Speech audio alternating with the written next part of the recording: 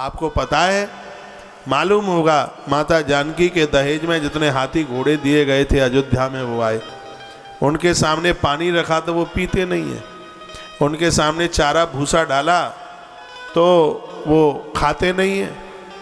अवधेश दशरथ ने सूचना जनक राजा के यहाँ भेजी और कहा ये तो सब मर जाएंगे, तो कुछ खाते पीते नहीं है। जनक राजा रो पड़े कि मेरे यहाँ का पशु भी कितना होशियार है, इनको पता है कि जानकी हमारी बेटी है और बेटी के यहाँ का तो जल भी नहीं पिया जाता। जब तक वो पशु जिंदे रहे, हाथी घोड़े जिंदे रहे, तब तक की उनकी व्यवस्था, अन्न और जल की व्यवस्था है वो मिथिला नगरी से की गई। हमारे यहाँ की तो संस्कृति इतनी बढ़िया थी, लेकिन आज उसके ऊपर बड़ा कुठाराघात हो रहा है। बेटियों का खाया जाता है, बेटियों से लिया जाता है। बेटियां जॉब करती हैं तो पापा कहता है बेटा नई नौकरी लगी है, क्या गिफ्ट में देगी? अरे धिक्कार है, वो एक 25,000 का 20,000 का मोबाइल अपनी सैलरी में से खरीद कर अपने बाप को ला करके देती है। ऐसे लोगों को मैंने देखा है। ऐसा कभी भी ना हो बे। बेटियों को तो जो बने सो बेटियों को दीजिएगा। बेटी जॉब करती है, नौकरी करती है, उसका पैसा उसे इकट्ठा करने दो। 1 रुपया भी बिल्कुल लेने की बिल्कुल ज़रूरत नहीं है। बेटी बहुत पूज्य है, बेटी बहुत वंदनीय है। एक बार जयकारा लगाइए, बोल भक्त वत्सल भगवान की जय हो, श्री हनुमान जी महाराज की जय हो, जय जय श्री राधे श्री राधे। तो बेटी के कन्यादान में गैया का दान, गाय का दान होना बहुत ज़्यादा जरूरी है। बच्चों का जन्म होता है तो गोदान कीजिए। भगवान श्री कृष्ण आए, 3 लाख गायों का गोदान नंद बाबा ने किया। नंद बाबा के पास में 9 लाख गाय हैं। राम जी के प्राकट्य पर 1 लाख गायों का गोदान, 1 लाख गायों का गोदान महाराज दशरथ ने किया। और आज इन सब चीज़ों का बहुत अभाव होता जा रहा है। अपने क्षेत्र में गायों की संख्या बढ़ाइए, उनको पालिए, उनके पालक बनिए। गोपाष्टमी को माँ का पूजन कीजिए, माँ को वंदना प्रणाम कीजिए। अपने घर की रोटी गौ माता के लिए निकालिए, सेवा भाव दिखाएं। वर्तमान समय में देसी गैया का दूध नहीं मिलता। ये कैंसर आप ये सोचें कि सिर्फ तामसी चीज़ों से पैदा हुआ है, धूम्रपान से पैदा हुआ है।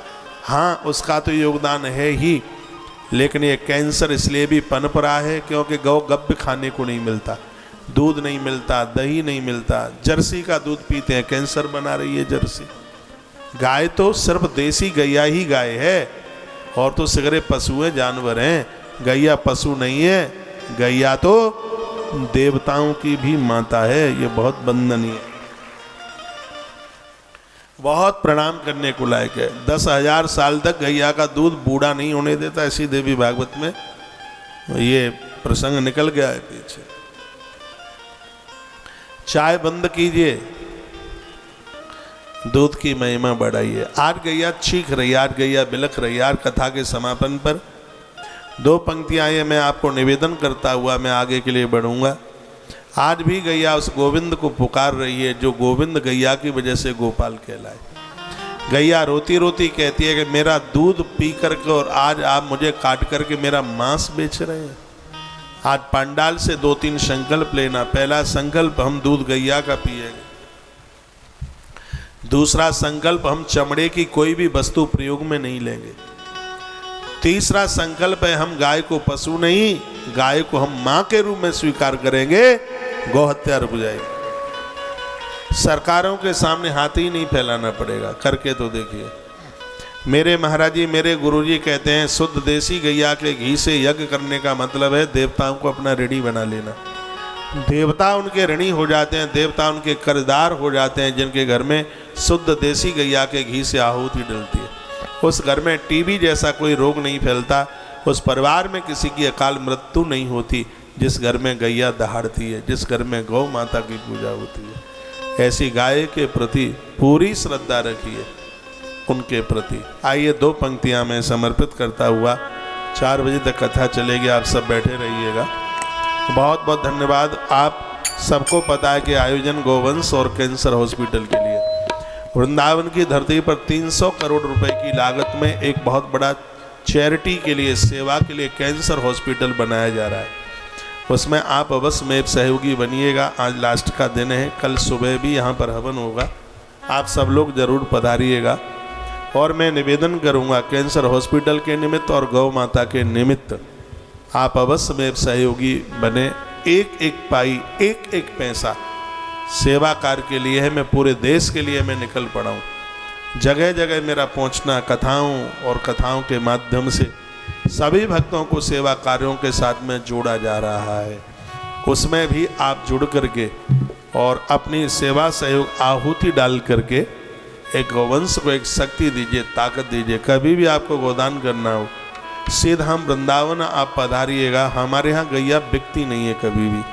20 साल बाद भी आकर के आप देखोगे तो आपको आपकी गैया इसी गौशाला में मिलेगी। हम लोग बड़े बड़भागी हैं। लंपी का कितना भयानक रोग आया, इतना बड़ा रोग आया जिसमें सैकड़ों गैया मर रही थी, लेकिन गौतीर्थ तुलसी तपोवन गौशाला में, एक मध्य प्रदेश में गौशाला और बनाई है, जबलपुर के पास है मंडला, ना तो उस गौशाला में एक भी गैया खत्म हुई, ना वृंदावन की गौशाला में एक भी गाय खत्म हुई, क्योंकि गाय के ऊपर इतना ध्यान रखा जाता है। सर्दियों में गायों के लिए हीटर की व्यवस्था की है और गर्मियों में पंखा, कूलर, नीचे गैया के लिए गद्दों की व्यवस्था। एक रोग होता है जिसको खुरपका कहते हैं, जिसमें गैया के पाँव गल जाते हैं, लेकिन यहाँ पर गायों के नीचे सभी गायों को नीचे गद्दों की व्यवस्था की गई है। भगवान की कृपा से हमारे यहाँ किसी भी गैया की मौत नहीं होती। सब हट्टी कट्टी गाय आप देख रहे हैं। हमारे यहाँ के 3 महीने की बच्चियों को 3 लोग डांट पाएंगे, इतना खुला दूध पीती है। यहाँ कोई डेयरी नहीं है, 100 ग्राम भी दूध बिकता नहीं है, दही बिकता नहीं है, घी बिकता नहीं है। आप कहोगे दूध कहाँ जाता है? गौशाला के आसपास जितने भी गांव हैं, यदि ये सूचना मिलती है कि किसी बेटी का विवाह है, बेटी की शादी है, तो इस गौशाला से पूरा का पूरा दूध, दही उस कन्या के विवाह में निःशुल्क बिना पैसों के दे दिया जाता है। चाहे दूध हो, छाछ हो, मठा हो, ये सब उसके लिए समर्पित कर दिया जाता है। यहाँ पूर्ण रूप से यहाँ सेवा भाव है। यदि पैसा ही कमाना था तो हम तो पढ़े लिखे लोग हैं, बहुत बड़े इंजीनियर बनते, बहुत बड़े डॉक्टर बनते, और भी कुछ और बन जाते। अंगूठा छाप तो थे नहीं। हमारे माई बाप ने हमारे ऊपर पढ़ाई पर बड़ा पैसा खर्च किया। ये आप देख रहे हैं पूरी की पूरी गाड़ी गद्दों की ऐसे ही भर करके आती है, इस पर गैया आनंद लेती है।